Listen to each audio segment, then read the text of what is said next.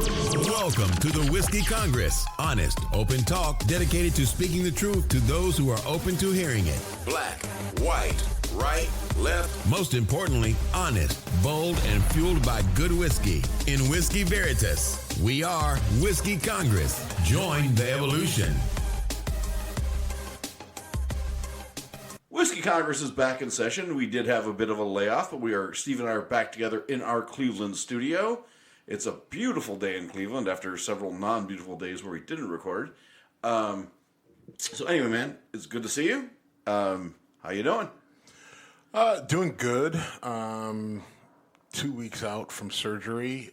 Popped my quad tendon off the patella, so I had to get that reattached. And I am now in a leg brace that keeps my legs straight for the next month or so. So that was a unplanned wrinkle that has thrown things off a little bit. Yeah, I wasn't going to bring it up, but yeah.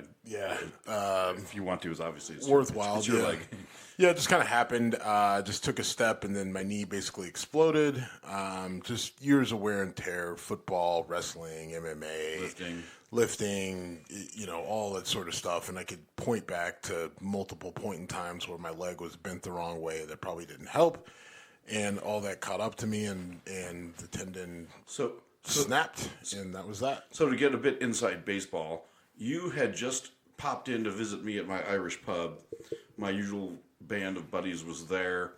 We were joking around, having a good time. An hour later, you text me, I broke my leg. So it must have been, that snap must have been something Well, intense. What happened was when no, I didn't slip at all. I just took a step, and like I said, my knee exploded. But when the quad tendon snapped and pulled away, it exposed like a giant chunk of my leg that is normally covered by the quad. So when I'm on the ground and I'm holding my knee, I'm like, nothing feels right. Sure. Right? Like, because there's a giant muscle missing. So my leg looked completely misshapen. The one EMS guy kind of looked at it and kind of did a sort of deal. I'm like, okay, not great. That's always great. Right. That's I'm like, okay. Reacts. But yeah, so I didn't know what was going on. I thought I had like a compound fracture or something like that. All right. My pants were covering it. And then they cut my pants off when I got to the emergency room, which was great because when I left the emergency room, they cut my pants, took them off. And so I left the emergency room in my boxer briefs and a fucking immobilizer on my leg. I'm not going to go. There's nowhere I can go that makes it any good. I mean, the only good thing, I was wearing boxer briefs, so I was able to kind of pull them down, and so it looked like I was just wearing shorts, tight, short shorts, but not my best day. But yeah, Well, you're the first guy to leave in your underwear that wasn't picked up off the street in a long time. So you got that going. Maybe. Who knows? It was Metro, so. All right. All right. Anyway, so it's been a while. We've watched the administration play the tariffs on, tariffs off game, which has done nothing good for America. It has fucked the stock market, and why this is shocking to anyone, I don't know, because he learned a new word, and now it's his favorite word. He even said, my favorite word is tariff. Well, maybe not my favorite. My favorite word is Jesus, Bible, love, and now tariff. I'm not going to try to do an impression. And you're welcome for me not trying, but it's amazing. When the stock market was up under Trump, and I said, look, the stock market really isn't about the president. Then it was up under Biden. I kind of reminded the folks who gave Trump all the credit for the stock market and said, oh, is it Biden's credit? And I said, but the answer is no, it's not. But when you fuck around with the world economy, you do impact the markets. I mean, look, the frustrating thing here is, Trump has been talking about tariffs since, I don't know, since his last administration, right? Right. And, if you understand American history, American politics, and everything else, like, there's something, the Smoot-Hawley Tariff Act from 1930, it essentially, raised tariffs, and we were trying to generate revenue from it, but it essentially helped exacerbate the Great Depression, right? Now, this is a little bit of an oversimplification, but it did. It basically turned us into isolationists, and it really hurt us at the time. And then so we came back and said, okay, let's not do that again. Trump is ignoring all of that. We're seeing the impact of it. His staunch supporters are like, well, screw Canada. We don't need anything from Canada. We don't need their lumber. You sure?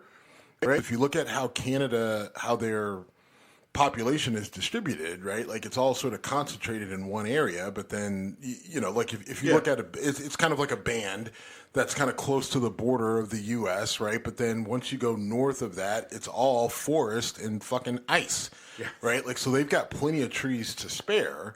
So, for the U.S. to start cutting into our, lumber supply and trees and everything else, I mean, that means we're going to have to start going into national parks, which Trump said, like, hey, we're going to open up the national parks so we can start to cut the trees down and we don't need Canadian trees. And it's just like, you think that it's going to cost less for the U.S. to ramp up lumber production domestically than to just get it from Canada, who's got, And it's also what there's a supply of, right? Because Canada is largely evergreens, which are your softer woods, which are heavily used in construction. Yep. You know a little bit about construction. Granted, you're more in concrete these days than lumber.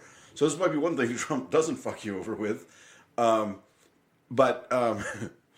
It does because, like, look, I'm in construction, right? And, a lot of the stuff that we get is from overseas. He's putting these massive trumps on China. We get a lot of shit from China, obviously, and everyone's like, yeah, that needs to happen.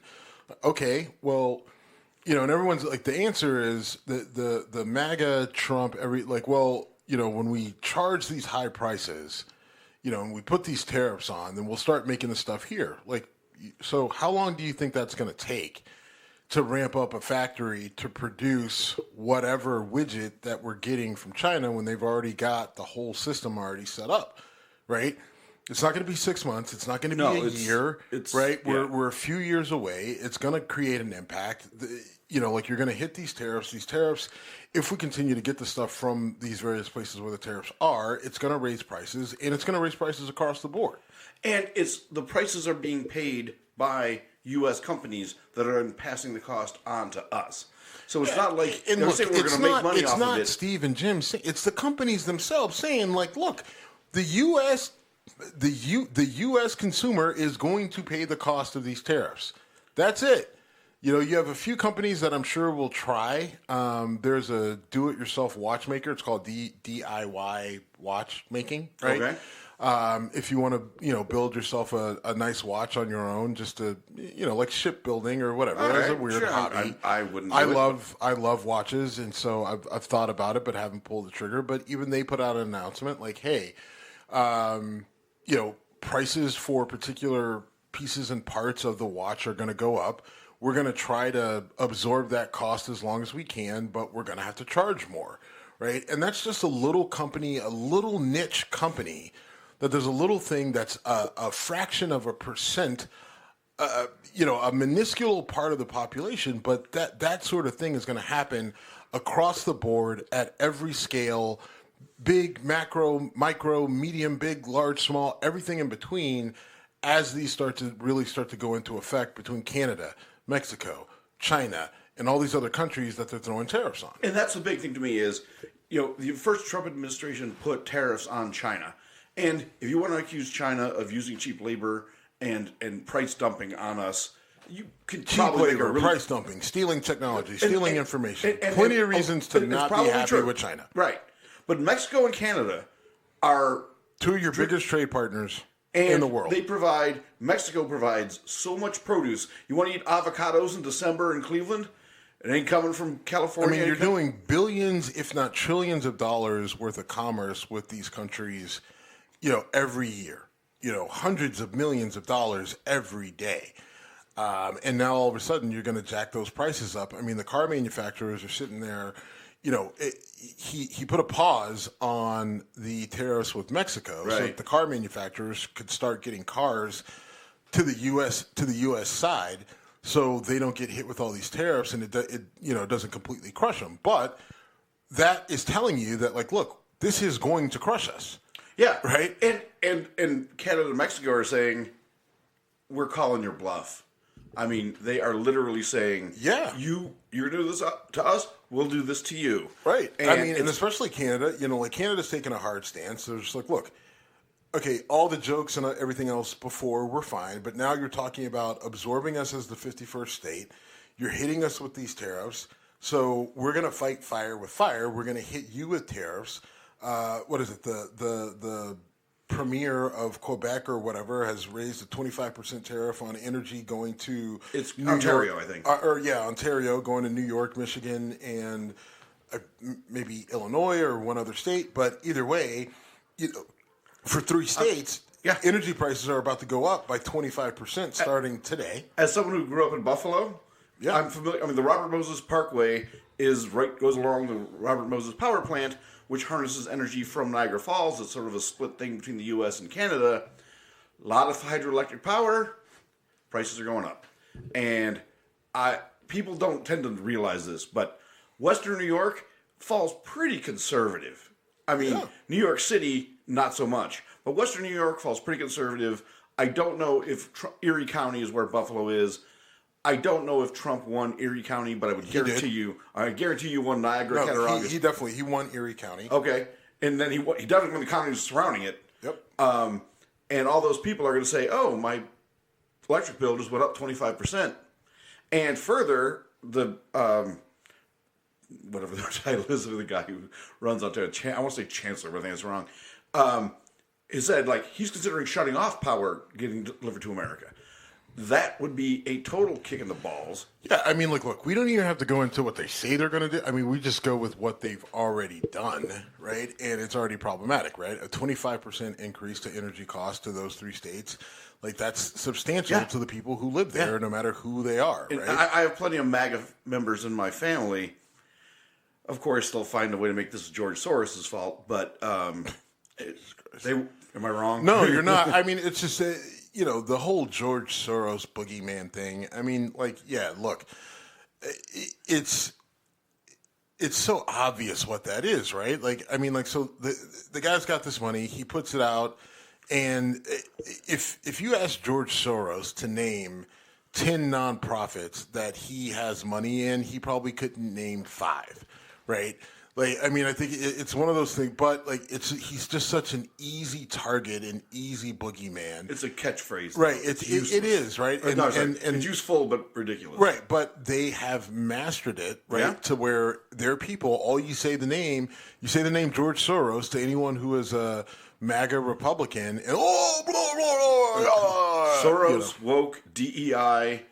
Yeah. What else you got to say? If you say those 3 words in any combination of sentences, Soros, woke, DEI, CRT, and there we go. And they, that's all you have to say, BLM. Right? You don't have to say Antifa, right? Oh, we don't. Antifa's kind of become it has because they found other catchphrases that work better. But at the end of the day, these moves that Trump are making, right? So he's got Elon Musk working through DOGE, right? The Department of Government Efficiency. Yes. And, they've laid off, fired, gotten rid of, close to 100,000 people in the federal government. This is going to have an impact on the economy, right? Here's a perfect example. A friend of mine got laid off, right? In the State Department. And he was getting work done to his house, right? He was getting a house remodel. Canceled the whole thing. So the impact is, I don't have a job, so I'm not going to do this work, right? This remodel job that was, a $200,000 job. So now that company is now out of, thinking that they were going to general contract. Right, the domino effect is huge across the board, right? And that's 100,000 people that are coming back into the workforce looking for work. Various positions, various skill sets that may or may not have some sort of matching compatibility with private sector, right? Right. That's going to have an impact on the economy, and we're not done, right? DOGE is still going through and eliminating the Department of Education and going after the IRS. I suspect that you're going to see a trimming down of the ATF, right? Kash Patel, who is the leader of the Department of Justice, right? And Dan Bongino or whatever his name is, who's FBI and Deputy Director of FBI. Yep. I mean, I suspect that some of those agencies are going to see a trim down too. So, I mean, I think you could see, 200,000, 300,000 people from the federal workforce back into the private sector. That's going to put pressure. I mean, your jobless claims, all that stuff is going to go up. Again, we talked about the trickle effect and the ripple effect of, those people pulling money out of the economy because they don't have jobs. Like, this is all putting downward pressure on all the things as a president you want to see going the other direction, right? And Trump is just telling people, Trump and Musk are both saying, hey, we're going to have to go through a little bit of a tough time and then we're going to come out on the other side. And again, I said this a few months ago. Now we're at a point where I hope you're right. I hope you're right because they have full control of the government. You don't have many options to fight it. So the motherfuckers better be right. But all our knowledge based off of, people who, are experts and study this stuff and pay attention are saying we could be in for a long road. And I hope I'm wrong. But if you remember months ago, I said my biggest fear is Europe would say, we can't trust the U.S. anymore. We're not going to rely on you. Therefore, your dollar is no longer the stable currency in the world that we all rely on. And we just decided we're going to not only not support Ukraine, but publicly announce it and mock them. And, I mean, Volodymyr Zelensky, we're a couple weeks after that awful White House meeting that the right-wing media just sucked up about. But, not backing Ukraine is not as simple as saying we're saving U.S. dollars from going overseas. It's a big fucking deal. If Ukraine falls to Russia, does Russia stop there? I don't think so. I've been pounding the table saying I'm afraid we're heading towards World War III for over 2 years now.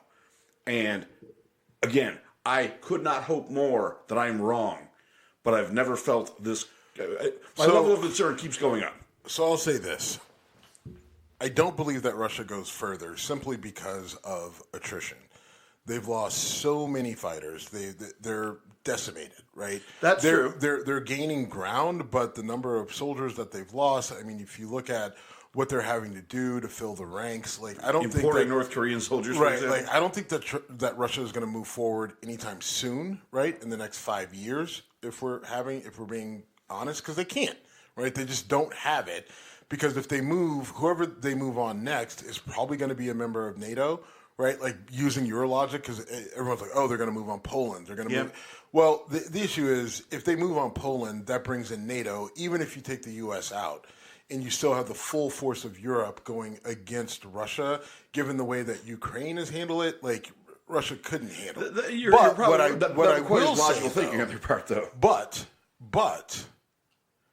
what it does is, if Ukraine falls, right, Russia buckles them, then Russia can hold that threat of, we did it to Ukraine, we could do it to you. They will use the next 5-10 years to rebuild, restock. They will take advantage of the gains that they've made in Ukraine. I'm sure that they will want some sort of Russian-friendly government installed in Ukraine, right? Like, it will send a message that Russia has now the certain level of power and leverage, right? Because they did it to Ukraine. Be careful, we could do it, right? And who's going to pump ammunition and money into that?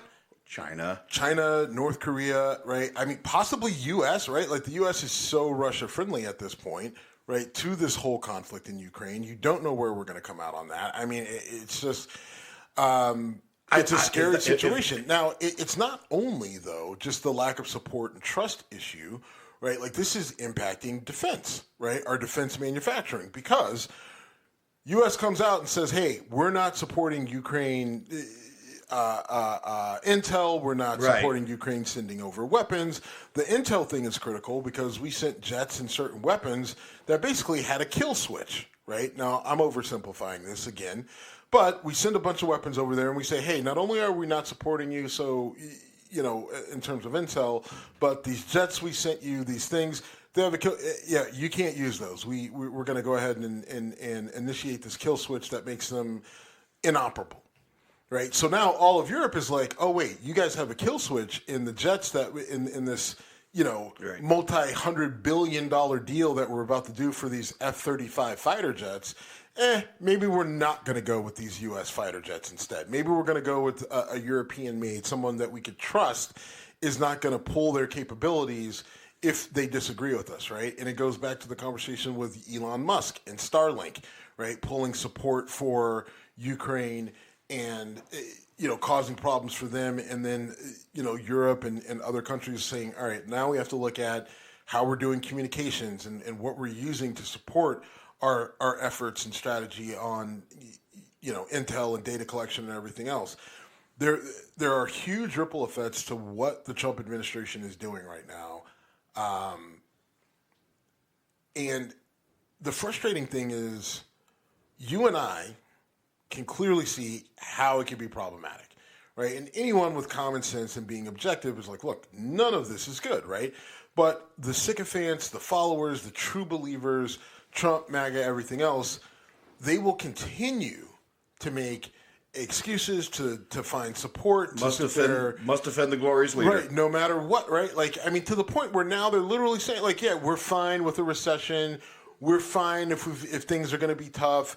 Sorry for the federal workers, right? They don't care that about the number of veterans that have been, let go from the VA and the lack of support that the veterans are getting through the VA. They don't care. None of that matters, right?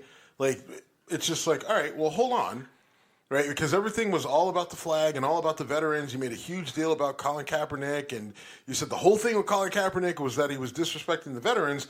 President just fired 100,000 veterans, and then his press secretary says, well, maybe those veterans aren't what the U.S. needs right now, right? And you didn't hear shit from Fox News. You didn't hear shit from MAGA overall saying, hey, wait a minute, right? These people sacrificed and put their lives on the line for us. They're coming back. They're working for us, providing service to other veterans, providing service to us on a daily basis. And you just axed them and said, maybe it's not what we need. And the goal is to privatize the VA, I guess, or whatever. And they got nothing, right? And that is really the scary part, to the point where the MAGA crowd is looking at this and all the things that they said they supported, things that they said that were most important and true to them, Trump is shitting on, pissing on, right? And these people are bending over backwards to say, yep, that's fine. And how can you fight that?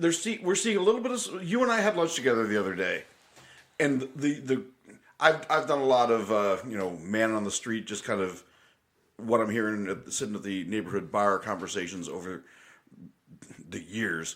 And you and I were together the other day, and there were a couple folks in a bar that would not typically be a left-leaning crowd. In fact, I recall once, a couple years ago, someone was talking some nonsense, and then you jumped in.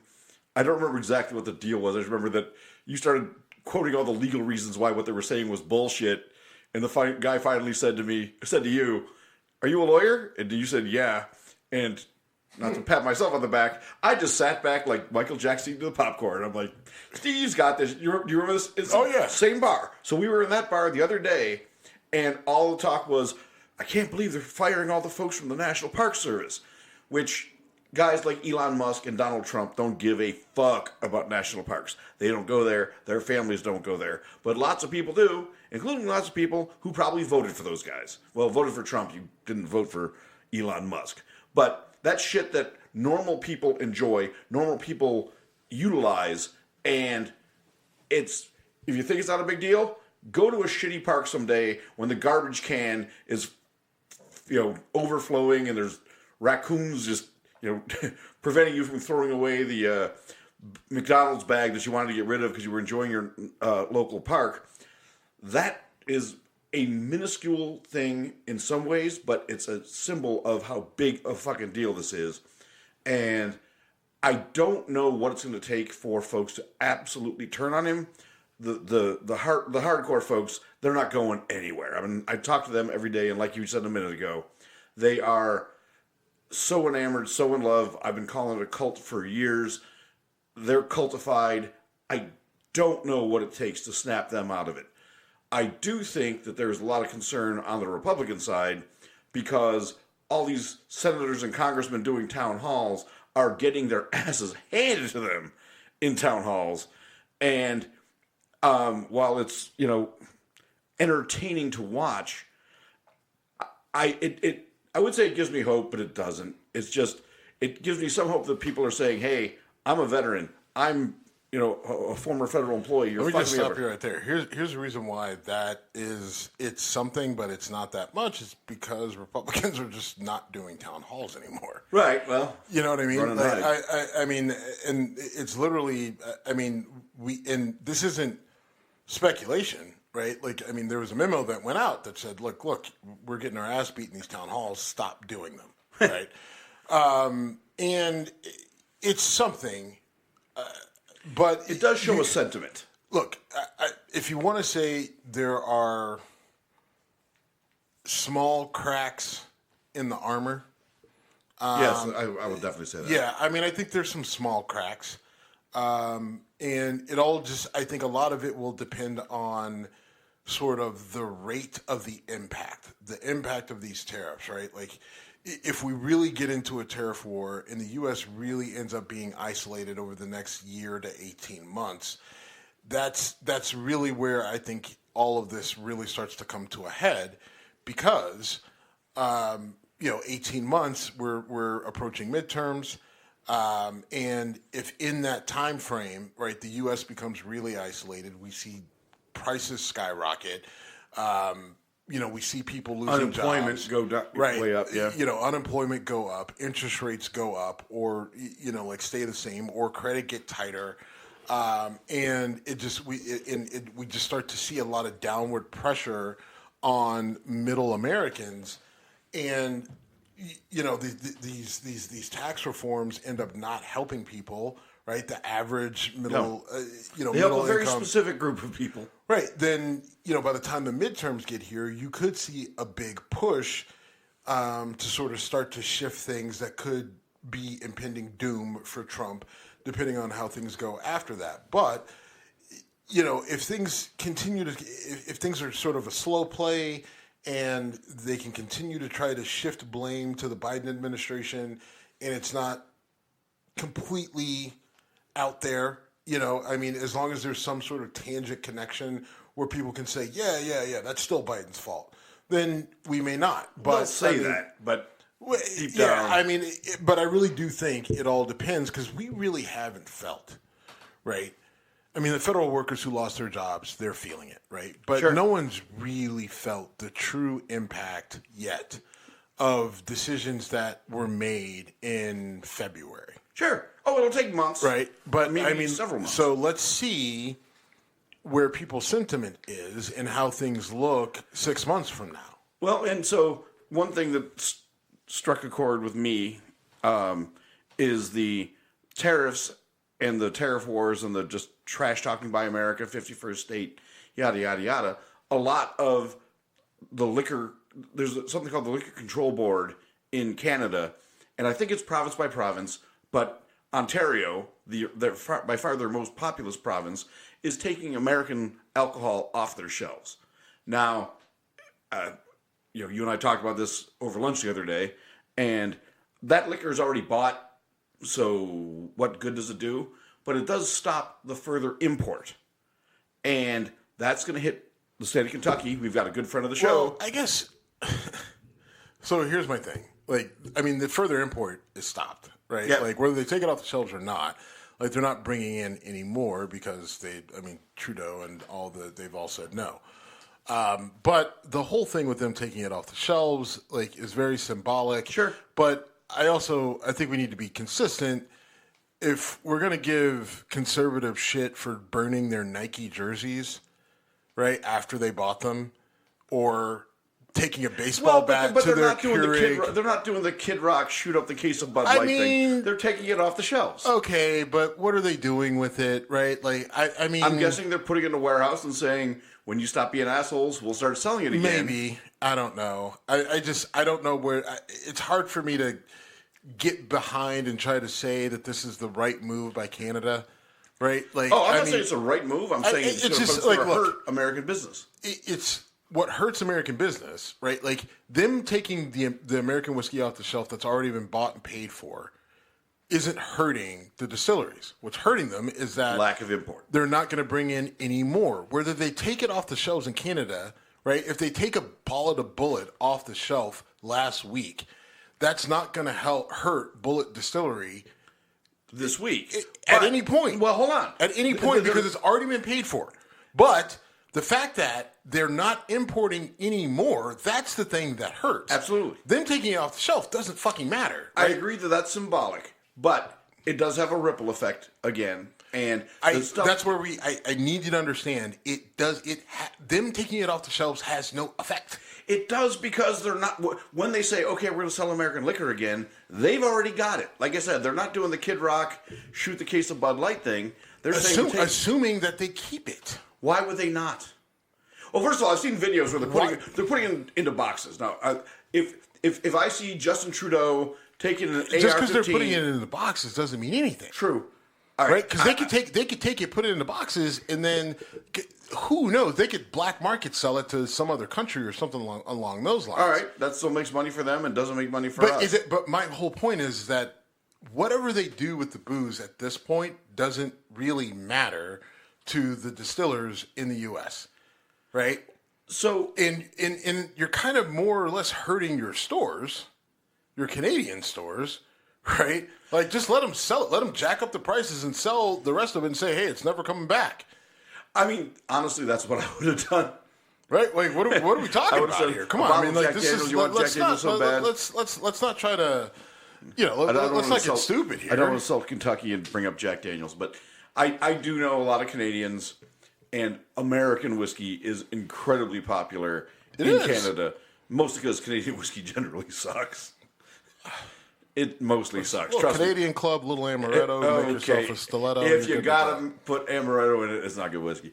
But anyway, I agree. It's symbolic. And how they handle it changes the impact it has on us. But I would love to hear, because we have a friend who's a distiller in Kentucky. And we'll touch base with them and see. I mean, I think the biggest issue is just them not importing it, right? 100%. And I'm not disputing that. What's paid for is paid for. Also, it's not just Canada, though, right? I mean, there's a lot of countries that import whiskey from the U.S., and the question is, what impact is it? Just Canada, right? Like, because I have to imagine we're sending whiskey to China as well. You know, it's funny. China, India, and Japan huge really whiskey ramped market. up. Yeah, huge whiskey market. Absolutely. It was one of the reasons why we couldn't fucking get whiskey here going back 10 years ago. Right. Like, it was a shortage. So the question, that's where my question comes in, right? If we're going to start hitting, I'm sorry, complete shift change. I'm sorry. Did you happen to see where Trump was asking why we have to protect Japan, right? When I forget what the exact conversation was, right? And I wish I would have remembered this before so I could have done it.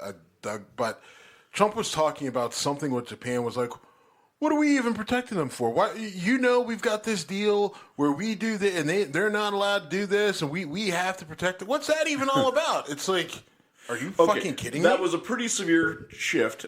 I know. I'm sorry, but I just once whiskey Asia, we got it there. I've got some Japanese whiskey in the basement that needs to make a trip upstairs. So basically, you're saying he doesn't understand what happened after World War II. Yet he always talks about World War II, even though he once claimed that if Biden was reelected, we would be in World War II.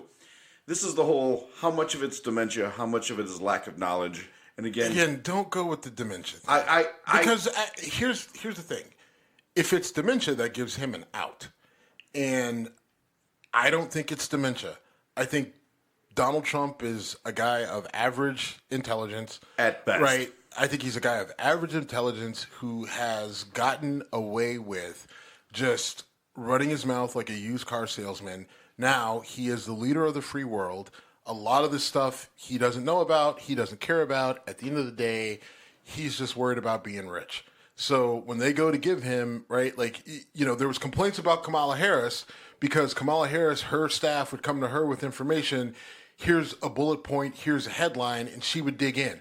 Why? What's that? I want to know the meaning behind it. Obama, the same sort of thing, right? Would go through and ask very detailed questions, would change things, all that other stuff. Trump's not doing any of that, right? Like he doesn't, he's not asking deep diving questions, right? Like he's getting this stuff in little blurbs and then he goes on camera, right? Like someone says, here's the highlights.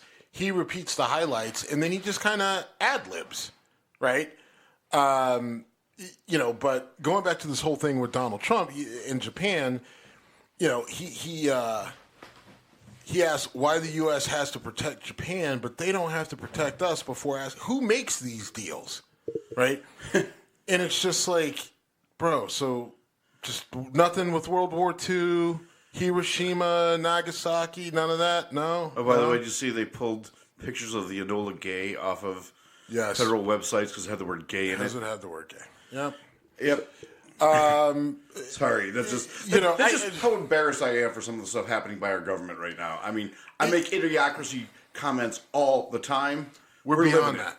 I think we're beyond it, right? I mean, like you've got, just listening to, a Marjorie Taylor Greene on, on the Hill, talking about like I believe that we deep state, like just all like literally just echoing BS talking points made up by some guy in his basement from Twitter, right? And then saying them on Congressional Hill, right? As if it's like real, and then we're having to deal with it in real time. But her and her party have control of Congress and the Senate and the White House, and they've got a conservative majority in the Supreme Court, which Amy Coney Barrett is an interesting figure right now because the way she's voted on, or the way she's, decided on a couple of these decisions have pushed her, in the sort of crosshairs of the MAGA faithful because she's not going along with the conservative majority on a lot of these things. It's cost them a couple decisions. And it'll be interesting to see where she sort of comes out on this, right? Is she having a sort of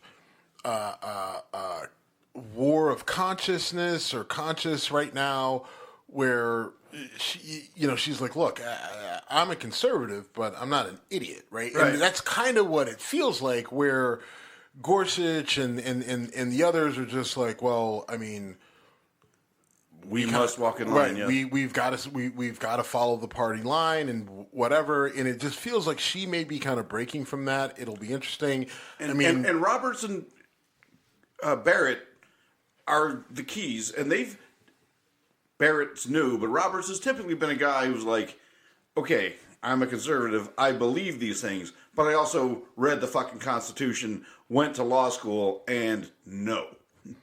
Right. I mean, and Barrett's, I don't necessarily not Barrett. Roberts, I don't necessarily trust him, but I trust him enough to where, if the state of the republic is hanging in the balance, I trust Roberts to make the right decision on some stuff.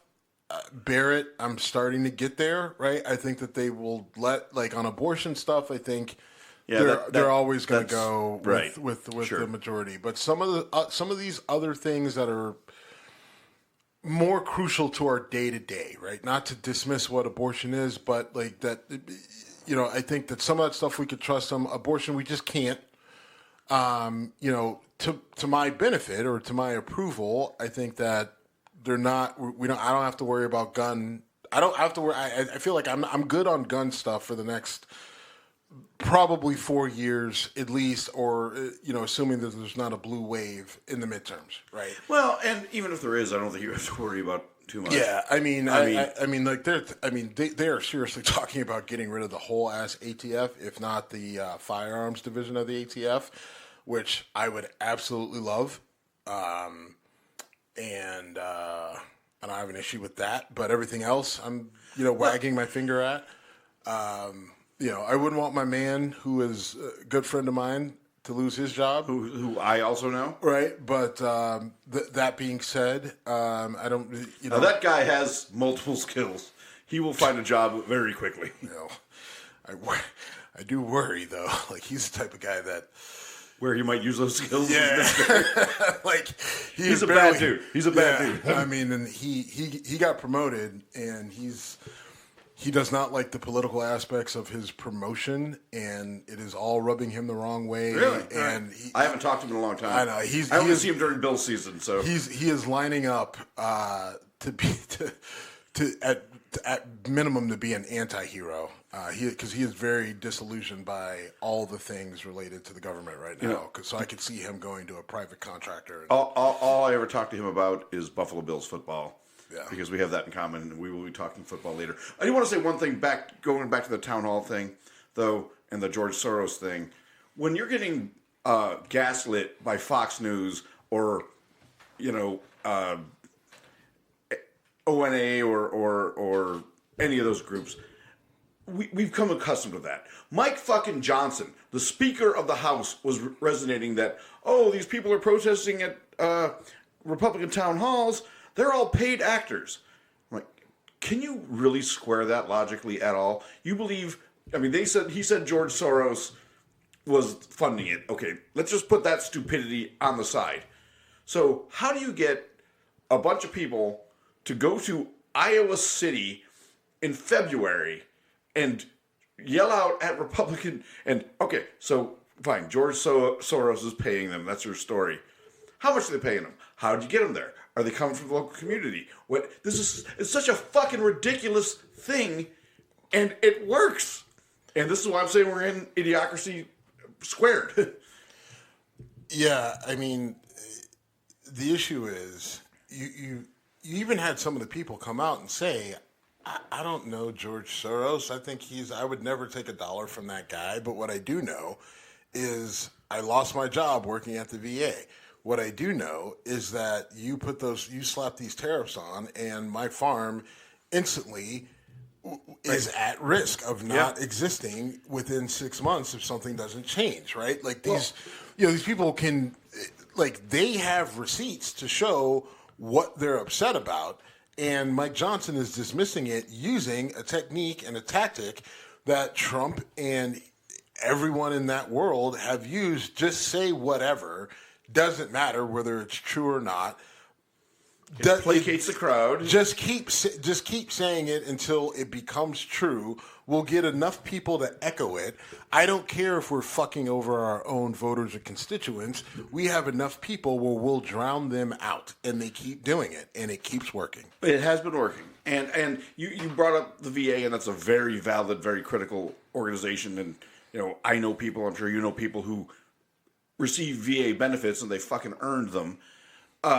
But you also brought up the farmers. Now, one of the other things they slashed was USAID, which was providing food to mostly African countries, well, lots of countries, mostly poorer countries. And everyone's like, why are we giving them money? We're not handing them a fucking suitcase of money and saying, go buy shit. We're giving them food grown by our farmers that we pay our farmers for. The U.S. government pays the farmers. Right. The farmers send the food. The countries get the food, and that works. So starving people don't starve. Farmers make money. You cut that, you're fucking over people who USAID was started, I believe, under the Kennedy administration, and it was a thing like we're fearful for the spread of communism, so we want to be in the good graces of countries that could be susceptible to communism because poor countries can go, you know what, communism isn't so bad. Here's the deal. Let me jump in here. Talked to a number of friends of mine in the military, higher ranking special forces members, right? All right. Special forces guys, Rangers, Delta Force, right? Tip of the spear. And those guys in the last, I would say 6 weeks have said, look, USAID is the thing that keeps us at bay, right? It keeps us from being spread. We're already spread thin. It's the thing that keeps us from being spread even thinner than we already are. Right, because you're providing food, you're providing resources, you're providing the things that are preventing these places from breaking down and becoming so bad that they have to send guys like us in to figure it the fuck out. right? And protect U.S. interests, because let's face it, there's Exactly. rare earth minerals. Well, or as Trump says, raw earth minerals. Yes, but I mean, did you hear that, by the way? Raw earth. Yeah, what a fucking dope. But, but I mean, like, and that's coming from the people on the ground who do the actual dirty work, whose lives depend on it. For all you guys who love to play Call of Duty and pretend and whatever, right? These are the guys who really do it, and these are the guys who are saying, like, what makes our job easier is fucking U.S. aid. Right? Like, I mean, for lack of a better word. So you're like, but here's the thing. Again, no one is feeling like we've identified some small groups that are feeling the pain. The guys, people fired from the VA, the farmers, right? Like, it's so, people with Social Security, Medicaid, like, that's going to really start to impact people real soon. But not enough yet to where there's a mandate for, hey, what the fuck is going on, right? And the question is, when that comes, where will we be? And what I'm fearful of is we get a couple years into this thing, Trump still has decent support, right? And they start to really fuck around with they've got a majority of the Congress, Senate, Supreme Court, everything. Do they start to fuck around with term limits for the president?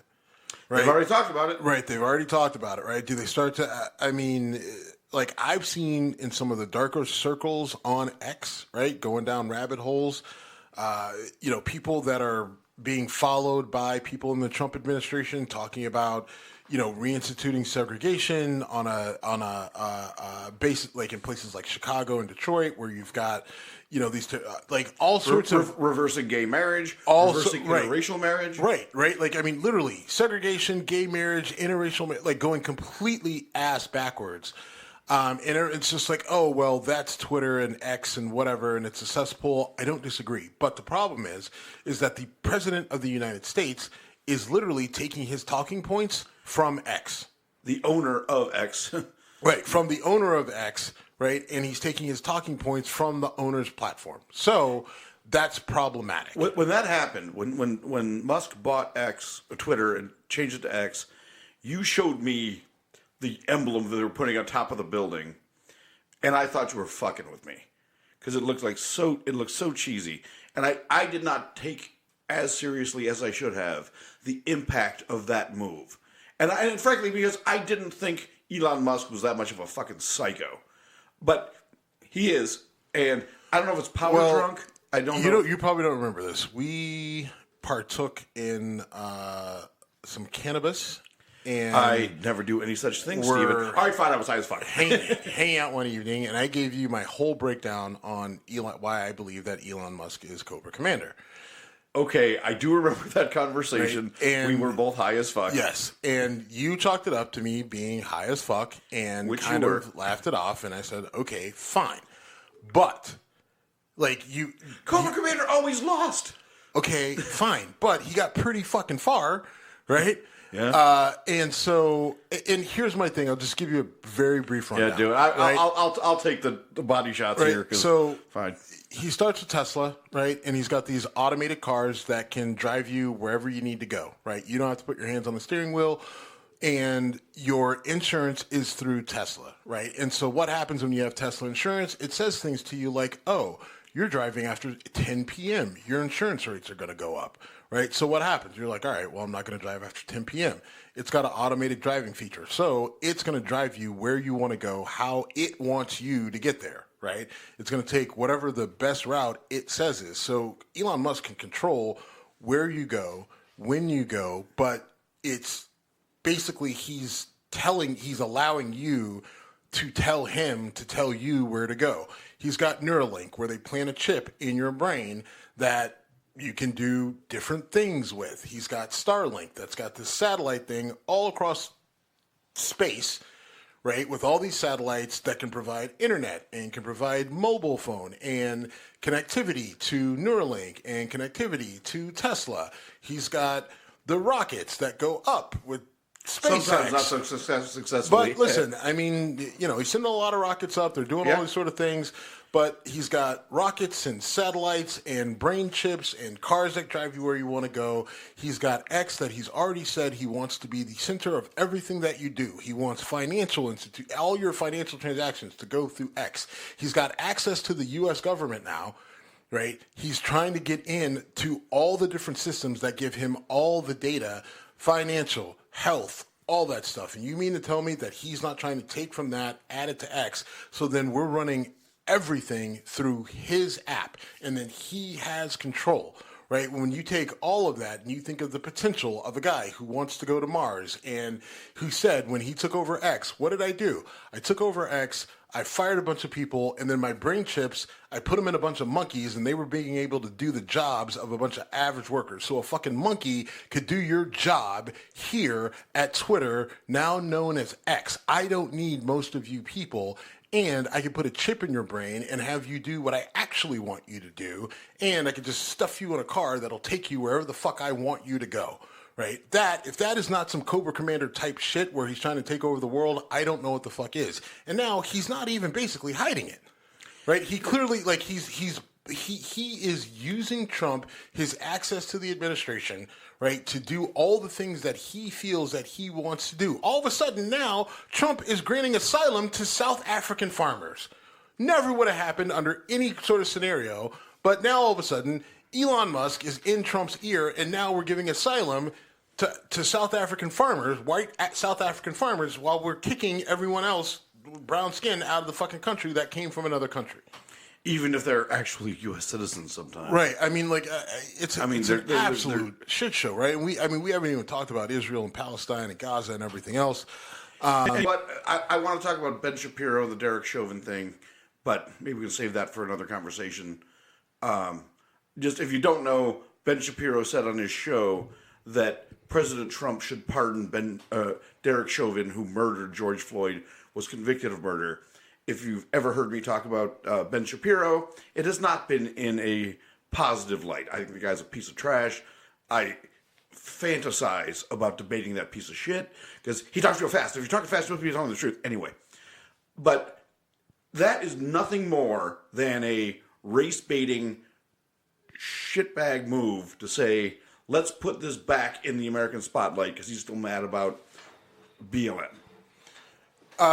It's also ridiculous because, Chauvin was convicted both in state and federal court, and those sentences are running concurrently, which means they're running at the same time. So, in theory, even if Trump did pardon Chauvin of his federal crimes, Chauvin would still be in prison in Minnesota serving for his state crimes. Wasn't there a reason he pled guilty federally? Like, you get treated better in a federal prison than in a state prison? Yeah. So he kind of fucking Chauvin over, which, fuck that guy. I was annoyed that I had to Google him to make sure that it was both state and federal. The only fear I have is if he was pardoned federally, then a MAGA nutbag could win in Minnesota running on the I will free Derek Chauvin, and I would then vote that Minnesota becomes its own country because I don't want to be part of that anymore.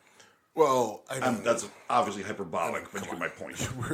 I'm being hyperbolic on purpose. Fair, you get it. Fair. But I mean, I don't think there's a huge chance of that. I mean, I think even people... I don't think he's going to get pardoned by Trump. I think even people in Trump's camp are like, that's a really bad idea. Yeah, that's a terrible Ben Shapiro idea. needs to shut the fuck up. Right. I just want to say Ben Shapiro needs to shut the fuck up. I'll move on from there if you'd like. And we can talk some football. Sure. A lot of movement in the NFL. Josh Allen signs a monster deal. Myles Garrett signs a monster deal. The Pittsburgh Steelers, your beloved Pittsburgh Steelers, signed DK Metcalf, but let Justin Fields...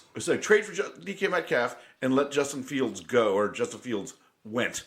Unfortunately, he went to a division rival of my Bills, and Justin Fields scares me as a quarterback. He's a dual-threat quarterback who does things that Buffalo struggles to stop. So, Josh Allen's deal, one of the biggest deals, maybe the I believe the deal. word you texted me was, that's a fuck ton of money. Yeah, I mean, it's $300 million, I think 270 or something like that, guaranteed. Yeah. Largest guaranteed deal for any player in the NFL. It's an extension on top of his previous deal. And look, I don't really have an issue with it. Josh Allen is, for the last few years, has been one of the top 3 quarterbacks in the NFL every time. Guy like that, you don't let go. It was the right move. It's a lot of money. They spread it out over. It's a kick the can down the road move. Yeah, I mean it pays him a fair amount of money every year, but I mean it's spread out over the course of I think 6 years or something like that. Yeah. So and he's got his contract that he already signed. So I mean, essentially they're saying like, look, Josh Allen's going to be a Buffalo Bill for life. He's going to be one of the top paid quarterbacks in the NFL for the next couple years probably, and I think that's a move that makes sense. The deal with Myles Garrett and the Browns, Browns people, you've got the people saying they should have let him go and they should have traded for him, got draft picks. Look, if I'm a GM, I'm not going to be the GM that traded one of the best defensive players of all time. Sorry. I've got my issues with Myles Garrett. I've said repeatedly that I would take TJ Watt over Myles Garrett, but if I'm a GM and I've got Myles Garrett on my team, I'm not trading him, and I have no problem with them paying him the way they did. My biggest issue is just that I wish the Steelers would have signed TJ Watt prior to Max Crosby and Myles Garrett getting their deals. They did. Who? TJ Watt. Isn't he under a long-term deal? I know TJ Watt is up for a new deal next year. Oh, boy. Okay. So it was a while ago that happened. Because, so that was... Because I remember the story was, like, he was literally sitting in the GM's office. We went to the game. We went to the game, his first game when they signed a bet, right? But, I mean, to that point, like that, my only issue with that, like I said, I wish the Steelers would have signed so they could have got a discount. So now the Steelers will be paying TJ Watt something close to what the Browns are paying Myles Garrett, which, great for our salary cap. But... I think it was the right move, right? You lock a guy like that up on your defense, and then, like they weren't a quarterback away anyway from being a Super Bowl contender. So they'll, I think that they're going to draft for depth. They traded for Kenny Pickett. The Browns did. I didn't know that. It happened during the show. Breaking news. You do this shit to me every now and then. I know. And that's why I don't mind. Yeah, so the Browns traded Dorian Thompson-Robinson to the Philadelphia Eagles for Kenny Pickett. And I think that's the Browns saying, like, look, I don't think the Browns are probably going to draft a guy early in the. Is there a guy worth drafting that high? Is Sanders that good? Is Cam Ward that good? I mean, I think both guys are pretty good. I would draft either one of them in the first round. Would you draft them in the top 5? I mean, maybe you trade back and gain capital. I don't know. Yeah, if I've got a good offensive coordinator, right, then if I've got a good offensive coordinator that I think can teach a guy and develop a guy, I would. Which, could be the Browns saying, like, look, Stefanski, you're good, but you're not good at developing guys, so we're going to slow play this a little bit and wait until we get a guy that's a little bit more of a slam dunk. Maybe make a play for Manning. The Manning, Arch Manning over at Texas next year. But, we'll see. But either way, I do like the move, what the Browns did. I mean, obviously with the Steelers getting DK Metcalf, I love it. He's a big-time receiver, all the skills, all the things. They traded a second-round pick. I'm okay with that because chances are you were going to use that second-round pick on a receiver anyway. Who wasn't going to be as good as DK Metcalf. Right. And you drafted a receiver last year, Roman Wilson from Michigan, who didn't play. So I love the move. They gave him a monster contract. I mean, DK Metcalf's got plenty of years left to be effective, so I have no issue with that. Probably makes our quarterback situation a little bit easier, although with Justin Fields going to the Jets, I think now it's starting to narrow it down that we're probably going to end up with Aaron Rodgers, which I don't love. I was just saying, where do you fall on that? Well, look, I don't love Aaron Rodgers because Aaron Rodgers is a narcissistic, egotistical asshole. But that being said, he is a very effective quarterback. A year removed, 2 years removed now from his Achilles injury. I think that he probably is going to be a little bit better than he was last year. If you could protect him, he's got plenty of targets to throw to in Pittsburgh. DK Metcalf, George Pickens, Calvin Austin, Freiermuth. We re-signed Jalen Warren. We're probably going to let Najee Harris go. We'll bring in either a rookie or J.K. Dobbins or something along those lines. I'm good with it, right? Like really? Yeah, I mean, like, so at first I thought, oh, Steve's going to blow his fucking I don't lid love over this. it. I mean, because again, Aaron Rodgers' personality makes him extremely unlikable. But 100% if agreed. I'm just on the field, if you can keep him clean, then who the fuck wouldn't want Aaron Rodgers? I'm sorry, right? I've seen the guy make some ridiculous throws. If I can keep him clean, right, and he works within the framework of the offense, and you look at who he has to throw to, right? Like no one loves Calvin Austin by himself, but Calvin Austin is a 4-3 guy. He's tough as shit, and he is pretty fucking reliable. So you put him in the slot. You've got Freiermuth at tight end, who is a mismatch if and when they use him. But all of a sudden, if you got to keep two safeties back because you're afraid of Pickens and Metcalf, and I've got Austin running through the middle, I've got Freiermuth, and then if I've got an effective running game, that's a winning offense. I initially thought, I want Aaron Rodgers to go to Pittsburgh to watch Steve lose his fucking mind. And I thought, it's actually not a bad move. But keeping him clean is critical because he's not the mobile guy he used to be. If you keep him clean, right, which is and your offensive line is, and I just need him to be a little bit healthier than he was last year. But if I could do that, offensive line was shaky, but you're getting some talent back that was injured last year. I don't know. I think it's probably your best case scenario to be competitive this year. And you fix some of the issues that you had last year, more so on defense, then, look, we're going to be in the mix. Assuming that they sign him. Sam Darnold went to Seattle. Justin Fields went to the Jets. Russell Wilson is still out there as of now.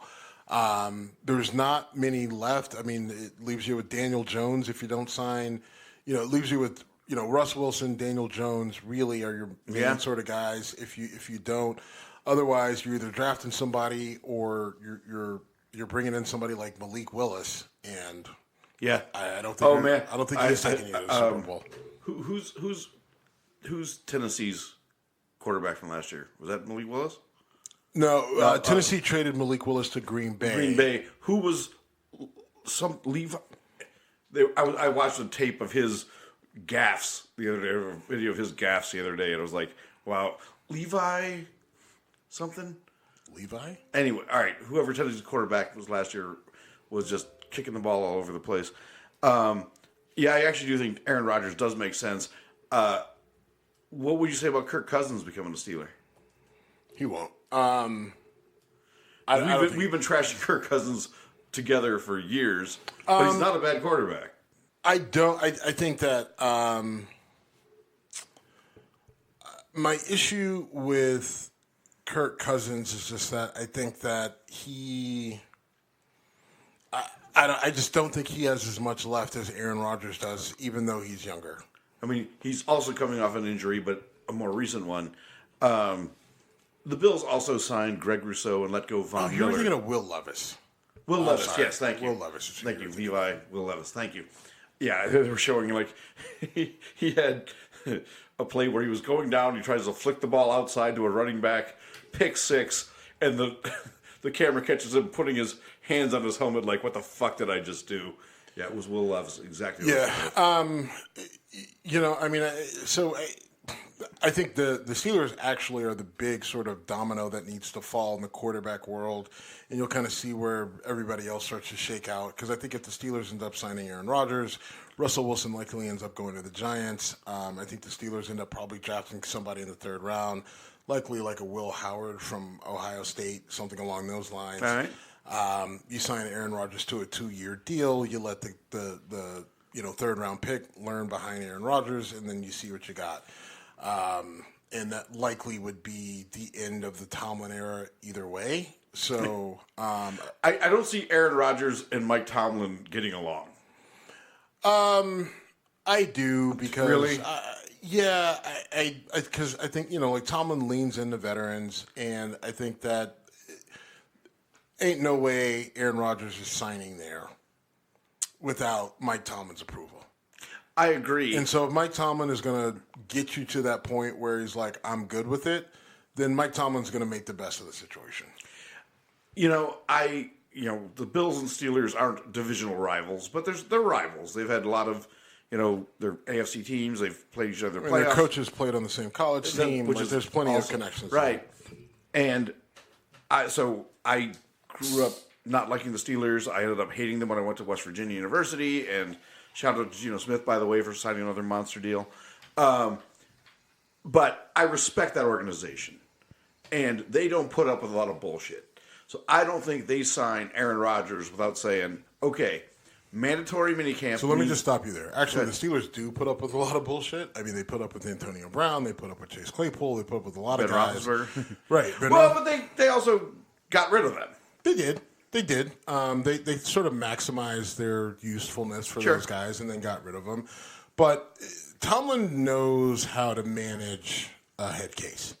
And still be able to get that guy to play, and then knows when to go ahead and cut ties with them. And I think that he probably looks at a guy like Aaron Rodgers and says, you don't have a lot of time left. We're not building a long-term thing here. I'm trying to win now for TJ and for Cam and for guys that have been here. You can help me with that. So I'll put up with a little bit of your shit, but you're going to have to put up with a little bit of my shit. I'm the captain of this ship. We're both going to the Hall of Fame, and I'm the coach.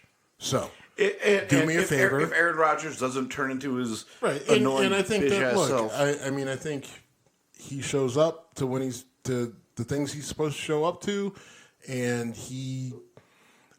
I think he gets a little bit of a bad rap because I know people who played with him, and they're just like, yeah, he's a good guy. He's just surly with the media, but he's also spends a lot of time in the media, so it's like, all right, well, what's going on here? So I think that at the end of the day, I don't love it, right? I'm not thrilled about it, but at the end of the day, I think that if you just look at it from a football perspective, it's probably fine. Probably not a bad bridge. I'll give you that. Right? It's not an automatic slam dunk, but look, at least it gives me something, right? All right, you ready to shut it down? Mm-hmm. We are at Whiskey Congress on X and Instagram. Thank you for listening. We're out of here.